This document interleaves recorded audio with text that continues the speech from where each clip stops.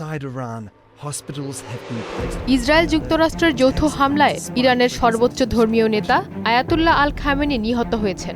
ইরানের রাষ্ট্রীয় গণমাধ্যমে তথ্য নিশ্চিত করেছে। তবে এর আগে ইরান খামেনির মৃত্যুর তথ্য অস্বীকার করে জানিয়েছিল শত্রুরা মনস্তাত্ত্বিক যুদ্ধে লিপ্ত হয়েছে। এ ব্যাপারে সবাইকে জাগ্রত থাকতে হবে। ইরানে যুক্তরাষ্ট্রের হামলা দীর্ঘ হতে পারে, আবার এটি 2 থেকে 3 দিনের মধ্যে শেষ হতে পারে বলে মন্তব্য করেছেন যুক্তরাষ্ট্রের প্রেসিডেন্ট ডোনাল্ড ট্রাম্প। তিনি জানিয়েছেন, অভিযান শেষে ইরানের সঙ্গে চলমান উত্তেজনা প্রশমনে একাধিক অপশন রয়েছে।